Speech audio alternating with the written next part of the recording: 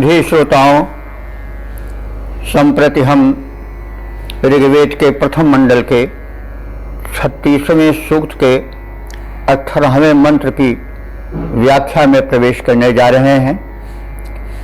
यह मंत्र विस्तार पंक्ति नामक छंद में निबद्ध है। मंत्र दृष्टा ऋषि हैं कण्वघौर, देवता है अग्नि, शीर्षक है दुष्ट दमनार्थ, अग्नि का आवाहन। तो दुष्ट से सभी घबराते हैं भैया, चाहे कोई भी युग रहा हो, कोई भी काल रहा हो, दुष्ट सदैव एक समस्या बने रहते हैं। तुलसीदास जी की रामायण पढ़िए तो उन्होंने बड़े मतलब विनम्र भाव कहिए या व्यंग्य भाव कहिए से दुष्टों के पराक्रम का, उनकी प्रचंडता का वर्णन किया है और कहा है कि भैया ये सब तेज किसानु रोष महिषेषा, ये बड़े तेजस्वी होते हैं, आग की तरह तेजस्वी हैं, यम की तरह क्रोध में बड़े हैं, पर अवगुण धन धनी धनेशा, ये दूसरे के अवगुण के धन से धनेश माने कुबेर बने रहते हैं, सारे अवगुणों को अपने में ये संजोए रहते हैं और इनसे संरक्षण पाना बड़ा मुश्किल है, इनसे भगवान बचावे। तो कहने का मतलब तुलसीदास ही नहीं उनसे त्रस्त हुए हैं, बल्कि वैदिक ऋषि भी इनसे बहुत त्रस्त रहे हैं, क्योंकि इनका काम ही है कि पर अकाज लगे तनु परिहरे ही जेमि हिम उपल किसी दल गरही। ओले पड़ते हैं नहीं तो वो गल जाते हैं, लेकिन फसल को ले डूबते हैं, तुषारपात या वज्रपात कर देते हैं। वैसे ही दुष्ट जो है वे दूसरे का नुकसान कर देंगे और नुकसान करके स्वयं भी नष्ट हो जाएंगे। पर अकाज लग तन परिहरहि, दूसरे का नुकसान हो जाए, हानि हो जाए, उन्हें अपने प्राण त्याग देने में कोई संकोच नहीं है, काम बिगड़ जाए किसी का। ओले की उपमा दी गई, ओला गिरता है, खुद भी गल जाता है, लेकिन फसल को ले डूबता है, उसे भी चौपट कर देता है। तो कहने का मतलब इसको हमने इसलिए कहा कि भाई साहब, दुष्ट से सदैव दूर रहना चाहिए और ये न समझना चाहिए कि अरे वो बहुत बलवान होते हैं, उनमें ताकत की कमी नहीं होती है, तो इसलिए उनसे सावधान भी रहना चाहिए। तो वैदिक ऋषि जो हैं वे उन दुष्टों के दमन के लिए स्वयं अपने में सक्षमता की अल्पता पा करके प्रबल देव अग्नि का आवाहन करते हैं। और यही नहीं, वो आगे कहेंगे कि और जो प्रचंड युग के शक्तिशाली सम्राट हैं और ऋषि हैं उनको भी लेकर के आओ, इनसे निपटना बड़ा कठिन है। खैर ये तो हमने भूमिका कह दी, अब मंत्र के साथ उसका समन्वय करेंगे, जोड़ेंगे। तो शीर्षक है कि दुष्ट दमनार्थ अग्निदेव का सहायकों समेत आवाहन। अब मंत्र पाठ हो जाए। ओम अग्निना तुर्वशुम यदु परावत उग्रा देवं हवामहे अग्निर्नयन्नव वास्त्वं बृहद्रथं तुर्वीतिं दस्ये सह। तो अग्निना तुर्वशुम यदुम, तो अग्नि के साथ, अग्निना अग्नि शब्द का तृतीया एक वचन है, सहयोगी तृतीया। किसी के साथ जब कोई कार्य या क्रिया के संयुक्ति या संलग्नता बताई जाती है तो उस समय शब्द का तृतीया प्रयुक्त होता है। तो सहयोगी तृतीया, तो अग्निना अग्नि के साथ तुर्व तुर्वशुम यदुम उग्रादेवम हवामहे। मैं अग्निदेव का आवाहन तो करता हूं, लेकिन दुष्ट इतने दुर्दम्य हैं कि उनके साथ हमें युग के प्रचंड पराक्रमी राजा तुर्वशु, राजर्षि माने जाते हैं, तुर्वशु एक राजर्षि थे, राजा थे, लेकिन ऋषि तुल्य उनका आचरण था, इसलिए उनको राजर्षि कहा गया है। तो प्राचीन राजर्षि थे वैदिक युग के। तो हम भक्तगण अग्नि देव के साथ ही साथ युग के प्रचंड पराक्रमी राजर्षि तुर्वशु का भी आवाहन करते हैं। यदुम, राजा यदु भी राजर्षि थे, परम पराक्रमी थे, उनका भी आवाहन करते हैं। उग्रादेवम, और उग्रदेव नाम के राजर्षि का भी आवाहन करते हैं। प्रयोजन तो स्पष्ट है, दुष्ट दमनार्थ। तो दस्वे सह अग्नि, दस्वे कहते हैं, दस्यु कहते हैं डाकू, लुटेरे, दुष्ट, ये सब एक ही प्रकृति के हैं। तो दस्यु माने दुष्टों और डाकुओं लुटेरों के दमनार्थ हम सह, सह माने बलवान। देखिए, जो सह शब्द है वो संस्कृत में दो अर्थों में प्रयुक्त है। सहयोगी तृतीया जो साथ का अर्थ देता है वो ज्यादा प्रचलित है, लेकिन सह का अर्थ बल भी होता है। आज भी लोग उसका सह पाए हैं, किसी का सह पाए हैं, तो बड़ा प्रचलित शब्द है, उसको लोग समझ लेते हैं शायद ये फारसी का है, लेकिन ये शुद्ध वैदिक शब्द है और वेदों से सभी भाषाओं को प्राण मिला है, उनसे अनुप्राणित हैं। तो सह माने होता है बल भी। सहदेव पांडवों में एक थे, तो वो बल के कारण ही ऐसे कहे गए होंगे। तो दस्वे यानी दुष्टों के दमनार्थ सह अग्निम, हम बलवान अग्नि का तो आवाहन करते ही हैं, साथ ही यह प्रार्थना करते हैं कि वे जो है वो नववास्तु, नववास्तु एक नाम है राजर्षि का, नववास्तु और बृहद्रथ ये भी एक राजर्षि का नाम है, पराक्रमी थे। और तुर्वीति ये भी एक व्यक्तिवाचक संज्ञा है, ये भी एक पराक्रमी राजर्षि थे अपने युग के, वैदिक युग के। तो अग्निदेव से भी प्रार्थना की जा रही है कि हे देव, आप तो परम पराक्रमी हो ही, लेकिन अकेले मत आइए। दुष्ट दमनार्थ तथा कथित नववास्तु नाम के राजर्षि को, बृहद्रथ नाम के राजर्षि को और तुर्वीत नाम के राजर्षि को भी नयत अपने साथ लावें, ले चलें। तो इस प्रकार से दुष्टों से ऋषि भी परेशान थे, रहे हैं और हैं भी।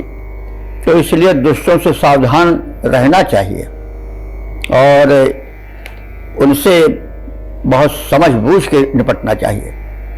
तो यह संदेश है। भावार्थ को हम एक सपाट दृश्य से देख लें। अग्निदेव के साथ हम तुर्वशु, यदु और उग्रदेव आदि राजर्षियों का भी आवाहन करते हैं। वे अग्निदेव, नववास्तु, बृहद्रथ, तुर्वीति नाम के राजर्षियों को भी अपने साथ दुष्ट दमनार्थ लेकर चलें, जिससे हम दुष्टों के साथ संघर्ष कर सकें और सफलता प्राप्त कर सकें। तो दुष्टों से सावधान रहने की उनकी शक्ति को कम समझ करके लापरवाही करने की, असावधानी बरतने की आवश्यकता नहीं है। इस बात को संदेश रूप में ऋषि ने दिया है। अब इसका पद्य रूपांतरण देख लिया जाए। अग्निदेव के साथ साथ हम जिन्हें बुलाते हैं उनका परिचय और नाम संक्षिप्त बताते हैं। नववास्तु यदु तुर्वश त्यों तुर्वीत बृहद्रथ हैं, उग्रदेव भी साथ रहें हम इसे सुझाते हैं। दुष्ट दमन विधिवत हो जाए, इसीलिए तो हम विश्रुत वीर संग में हों यह ध्यान दिलाते हैं।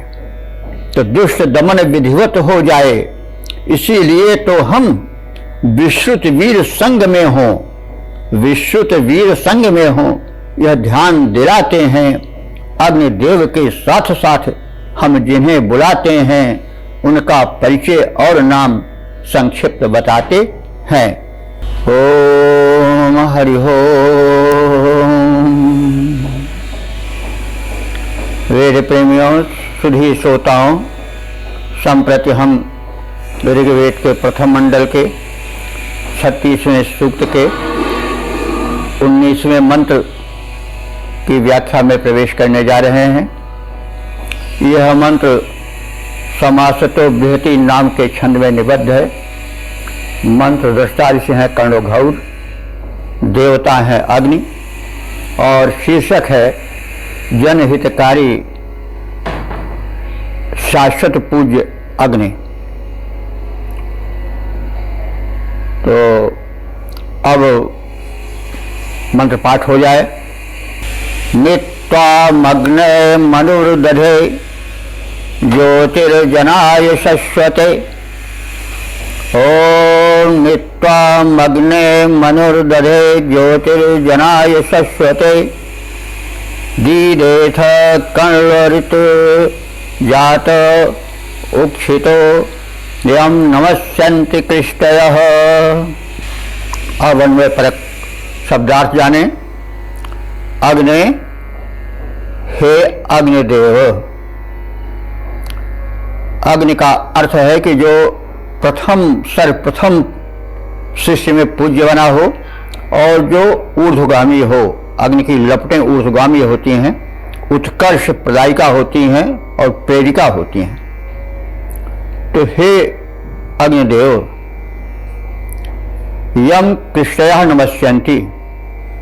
यम माने जिसको, यानी जिस तुमको, कृष्टयः, कृष्ट कहते हैं जनता को। कृष्ट माने होता है प्रजाजन और उसी का बहुवचन है कृष्टयः, कृष्टि कृष्टि कृष्टयः। तो यम माने जिस तुमको, हे अग्निदेव, कृष्टयः प्रजाजन, नमस्यन्ति माने नमस्कार करते हैं, नमन करते हैं, पूजन करते हैं।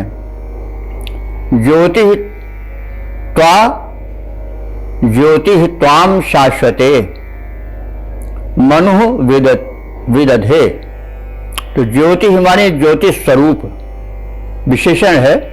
ज्योति त्वाम माने ज्योति स्वरूप तुमको, शाश्वते माने शाश्वत काल से, चिरंतन काल से। मनु माने मनु ने, राजा मनु से हम लोग परिचित हैं। आदि पुरुष माने जाते हैं मनु, और मनु से ही मनुष्य बना है और मानव बने हैं। यानी हम मानव इसलिए कहे जाते हैं कि मनु की संतान है। तो मनु आदि पुरुष माने जाते हैं, राजर्षि भी माने जाते हैं। तो आदि मानव मनु ने तुम्हें मनवे यानी मनुष्य के हित में विदधे माने स्वीकार किया है, स्थापित किया है, धारण किया है। यानी मनु ने तुम्हारी प्रथम शोध किया, इस तरह से कहा जा सकता है। राजर्षि मनु ने जनहित में ज्योतिष स्वरूप हे अग्निदेव, तुमको शाश्वत काल से मानवों के हित में स्थापित किया। ऋत जाता, ऋत जाता है, ऋत कहते हैं यज्ञ को। ऋत माने सत्य भी होता है और ऋत माने यज्ञ भी होता है। तो किसी को कोई नाम या विशेषण दिया जाता है तो संस्कृत में उसकी सार्थकता भी ढूंढी जाती है। संस्कृत में नाम जो है निरर्थक नहीं दिए जाते कि नाम हो धनपति और पोत हो हाइयाना, ऐसी बात नहीं। तो ऋत जाता, ऋत माने यज्ञ और ऋत माने सत्य। यज्ञ और सत्य एक ही है, क्योंकि यज्ञ का क्रम कभी समाप्त नहीं होता, क्योंकि यज्ञो वही श्रेष्ठतमं कर्म। जितने उत्तम कर्म है वो सब यज्ञ ही हैं। तो जब तक शिष्य रहेगी तब तक बुरे काम होंगे तो उत्तम काम भी होंगे, इसलिए वे शाश्वत है, ऋत हैं। तो यज्ञ भी ऋत है, क्योंकि यज्ञ शुभ काम यज्ञ है और शुभ काम भी सदैव होते ही रहेंगे। और यज्ञ का काज तो प्रकृति में भी चल रहा है। सूर्य अपनी किरणें प्रक्षिप्त कर रहे हैं, प्रकाश दे रहे हैं, समुद्र के जल को वाष्पित करके वर्षा के लिए बादल बना रहे हैं। इसी प्रकार से जितने दैवी शक्तियां हैं वो सब अपना अपना कार्य कर रही हैं और ये सब यज्ञ ही है। देवता भी यज्ञ कर रहे हैं और ये प्रेरणा दे रहे हैं कि मनुष्य भी यज्ञार्थ समर्पित हो। ये देव जो कार्य कर रहे हैं उसके लिए किसी से कोई टैक्स नहीं मांगते। वे निस्वार्थ भाव से शिष्य के कल्याणार्थ अपना अपना कार्य कर रहे हैं, चाहे वे सूर्यदेव हों, चाहे अग्निदेव हों, चाहे वायुदेव हों।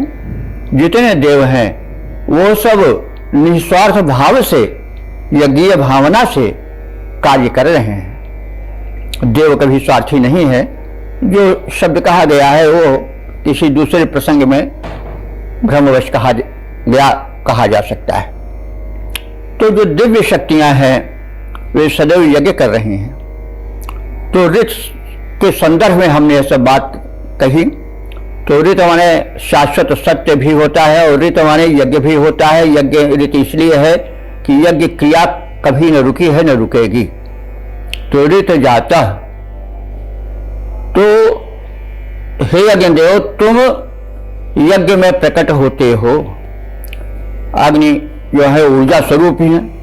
कोई भी यज्ञ होगा, कोई भी कार्य होगा तो उसमें ऊर्जा की आवश्यकता होगी, इसलिए वो वेदी पे ही नहीं सर्वत्र ऊर्जा बन करके प्रकट होते हैं और उनका यह प्रकटीकरण शाश्वत है, निरंतर है, न कभी रुका है न कभी रुकेगा। तो इसलिए उनको ऋत जाता कहा गया है कि हे अग्नि, तुम ऋत जात हो, यज्ञ क्रिया में प्रकट होने वाले हो और उपक्षितः, और यज्ञ में ही तुम तृप्त भी होते हो। यानी अग्नि तभी प्रसन्न होते हैं, तृप्त होते हैं जब यज्ञ हो। यज्ञ में जब आहुति दी जाती है तब तो वो तृप्त होते ही हैं। और जब कोई शुभ कार्य किया जाता है तब उससे अग्नि रूपी परमेश्वर को प्रसन्नता होती है, क्योंकि वो शुभ चाहते हैं। और तुमने कण्वे दीदे थे, कण्वे माने कर्ण के लिए, कर्ण ऋषि हैं उनके लिए भी तुमने यश को दीदेथ प्रदान किया है। तुमने कर्ण ऋषि को भी यश दिया है, यशस्वी बनाया है। तुम से ऊर्जा पा करके, ज्ञान पा करके वो पूज्य बने हैं। अथवा हम चाहें तो कर्ण मेधावी या ज्ञानी के लिए भी ले सकते हैं। अग्नि से ही ऊर्जा पा करके ज्ञानी का ज्ञान चारों ओर फैलता है। तो इस प्रकार से अग्नि के अनंत उपकारों को और उनके जनहित में किए गए कर्मों के कारण उनकी श्रेष्ठता और पूजनीयता का वर्णन इस मंत्र में हुआ है। अब हम मंत्र के एक सपाट अर्थ को भी देख लें। हे अग्निदेव, तुम वह हो जिसको सभी नमन करते आए हैं। तुम ज्योति स्वरूप हो। शाश्वत काल में, अत्यंत प्राचीन काल में राजर्षि मनु ने मानवों के हितार्थ तुम्हें स्थापित किया, यज्ञ वेदी में तुम्हें स्थान दिया, तुम्हें पूजा हेतु तुम्हारी पूजा हेतु मनुष्यों को प्रेरित किया और यज्ञ में प्रकट होकर और यज्ञ से तृप्त होकर तुमने इस मंत्र द्रष्टा ऋषि कर्ण को भी यश दिया है, अथवा अन्य मेधावी जन जो तुम्हारे उपासक हैं उनको तुमने यशस्वी बनाया है, बल दे करके, बुद्धि दे करके, ऊर्जा दे करके और आरोग्य दे करके। तो इस प्रकार से हमने इस मंत्र में निहित अर्थ को व्यक्त करने की चेष्टा की है। अब इसके छंदोबद्ध रूपांतरण को भी देखें। हे अग्निदेव, तुम हो वह, हे अग्निदेव तुम हो वह जिसको नमन सभी करते आए। तुम आदिकाल से ज्योति रूप में ध्यान सदा धरते आए। सब आदिकाल से ज्योति रूप में ध्यान सदा धरते आए। मनु ने मानव के हित में है स्थापना तुम्हारी प्रथम किया। मनु ने मानव के हित में है स्थापना तुम्हारी प्रथम किया। हो करके प्रकट तृप्त होकर पूज्य कर्ण को सुयश दिया। तुम चिर पुराण, तुम चिर नवीन, तुम चिर पुराण, तुम चिर नवीन। अग्नि बहुत पहले भी थी, लेकिन अग्नि को कभी बुढ़ापा नहीं आया, वह आज भी वैसे ही तेजस्वी है। इसीलिए तुम चिर पुराण हे अग्निदेव, तुम शाश्वत रूप से प्राण हो, पुराने भी हो, लेकिन तुम उसी प्रकार से नए भी हो, आज भी उसी प्रकार से प्रज्वलित हो, अपना अनुदान लोक को दे रहे हो। तुम्हारे प्रदान की शक्ति में कहीं न्यूनता नहीं आई है। इसीलिए तुम चिर पुराण, तुम चिर नवीन, सब भक्ति भाव भरते आए, सब भक्ति भाव भरते आए। हे अग्निदेव, तुम हो वह जिसको नमन सभी करते आए। सब आदि काल से ज्योति रूप में ध्यान सदा धरते आए, ध्यान सदा धरते आए। वेद प्रेमियों, सुधी श्रोताओं, संप्रति हम सब ऋग्वेद के प्रथम मंडल के 36वें सूक्त के 20वें मंत्र की व्याख्या में प्रवेश करने जा रहे हैं। यह मंत्र इस सूक्त का अंतिम मंत्र है। अंतिम में विषय का समापन होता है और निष्कर्ष होता है, इसलिए महत्वपूर्ण है। यह मंत्र उपरिष्टाद बृहति नामक छंद में निबद्ध है। मंत्र द्रष्टा ऋषि हैं कर्णोघौर, देवता है अग्नि, और इसका विषय है कि अग्नि देवता आसुरी शक्तियों का विनाश कर दें। तो अब इस मंत्र का पाठ हो जाए।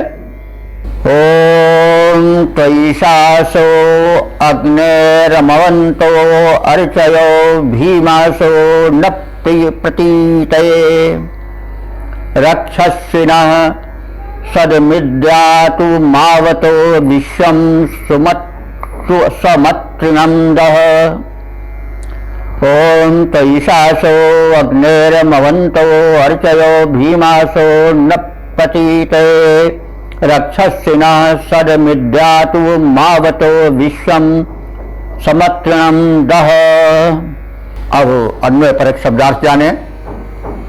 अग्नेः अर्चयः, अग्नेः अग्नि का षष्ठी एक वचन है, अग्नि की। अर्चया माने लपटें, ज्वालाएं। त्वशाशः का अर्थ होता हुआ है कि बड़े ही प्रकाशित हैं, जाज्वल्यमान हैं। और अमवंतः माने बलशाली हैं। और भीमाशः, भीमाशः माने बड़ी भयंकर हैं। यानी अग्नेर्चया त्वशाशः अमवंतः भीमाशः। अग्नि की ज्वालाएं प्रचंड हैं, प्रकाशित हैं, बलशाली हैं और भयंकर हैं। प्रतिईतये न, अतः उनका न माने नहीं, प्रतिईतये माने विरोध हो सकता है। अग्ने, हे अग्निदेव, रक्षस्विनः, रक्षस्वा माने राक्षसों से। राक्षस वे लोग हैं जो कि रक्षक बनकर के भक्षक बन जाते हैं। तो ऐसे राक्षसों से यातु मावतः, यातु मावतः माने यातुधानों से और असुरों से। यातुधान कहते हैं यातना देने वाले, जो बिना कारण किसी को सताया करते हैं, वे सब यातुधान हैं। यातुधानों से और असुरों से, जो बलशाली हैं लेकिन अपने बल का दुरुपयोग करते हैं सज्जनों को, निर्दोषों को सताने में, वे सब जो हैं असुर हैं। सदित संध, सदित माने सदैव, सर्वथा ही ऐसे राक्षसों का, दुष्टों का, मानव के प्रपीड़कों का तुम संदह माने संपूर्णतया से दहन कर डालो। संदह माने पूर्ण रूप से भस्म कर दो। और विश्वम अत्रणम संदह, विश्व कहते हैं संपूर्ण को, समस्त को। अत्रणम माने भक्षक, जो संपूर्ण रूप से नरभक्षक हैं, यानी मनुष्यों का शोषण करके उनको खा लेते हैं या वैसे ही मनुष्य को खा जाते हैं। खाना कई प्रकार का होता है, नष्ट करना कई प्रकार का होता है। तो जो कि नरभक्षी हैं, उन समस्त नरभक्षियों को तुम संदह माने भली भांति से दहन कर डालो, भस्म कर डालो। तो विश्वम अत्रणम संदह, सभी नरभक्षकों को भस्म कर दो। इसका हम भावार्थ इस प्रकार से जानें। अग्नि की ज्वालाएं प्रदीप्त, प्रचंड, बलवती और भयंकर हैं, अतः उनका सामना नहीं किया जा सकता है। हे अग्निदेव,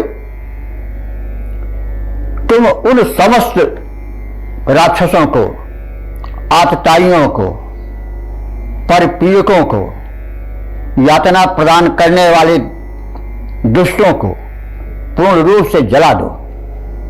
सभी भक्षकों को भस्म कर डालो, यह आपसे प्रार्थना है। तो अब इसका हम छंदोबद्ध रूप देख लें। पावक ज्वालाएं हैं प्रदीप्त, पावक ज्वालाएं हैं प्रदीप्त, बलवती भयंकर हैं भारी, सामना न कोई कर सकता, हो भले बड़ा ही बलधारी। हे अग्निदेव, असुरों, परपीड़क प्राणी वृंद का नाश करो, परभक्षी आतताइयों को कर भस्म, सकल संत्रास हरो। तुम हो महान, तुम हो महान, बलवान परम, बन जाओ अब भव भयहारी, बन जाओ अब भव भयहारी। पावक ज्वालाएं हैं प्रदीप्त, बलवती भयंकर है भारी, सामना न कोई कर सकता, हो भले बड़ा ही बलधारी। इस प्रकार से अग्नि के महात्मा का वर्णन किया गया और उनसे संरक्षण की प्रार्थना की गई और विशेष करके दुष्ट दमन का अनुनय, विनय का इसमें प्रवेश है। तो अब इस सूक्त के सारांश को भी जान लिया जाए। यह जो है वह ऋग्वेद के प्रथम मंडल का, इसमें जो है वे 20 मंत्र हैं और अब तक व्याख्यायित मंत्रों की संख्या 441 हो चुकी है। इस सूक्त में मंत्र संख्या 13 और 14 यूप को समर्पित हैं। यूप के विषय में बताया गया है, जो एक स्तंभ यज्ञ का गाड़ा जाता है मध्य में, उसको यूप कहते हैं। और शेष जो 18 मंत्र हैं वो अग्निदेव को समर्पित हैं। इस मंत्र में, मतलब इस सूक्त के मंत्रों में विशेष करके निषद बृहति और भूरिक बृहति और स्वराज बृहति तथा समासतो बृहति छंदों का प्रयोग हुआ है। मंत्र दृष्टा ऋषि हैं कर्ण घौर। घोर के पुत्र होने के कारण उनको घौर कहा जाता है। कर्ण एक ऋषि हैं, वंश प्रवर्तक, गोत्र प्रवर्तक, और ऋग्वेद में इनको विशेष महत्व मिला है। तो वैसे अन्य 3 वेदों में भी इनका विशेष स्थान है। तो ऐसा भी है कि इनका विशेष संपर्क अथर्ववेद से नहीं रहा है। इनका प्राबल्य प्रमुखता वो ऋग्वेद, यजुर्वेद और सामवेद में रही है। अब इसमें अग्निदेव के जिस प्रारूप का वर्णन किया गया है उसका संक्षिप्त हम स्वरूप जान लें। इसमें बताया गया है कि अग्नि की उपासना अत्यंत प्राचीन है।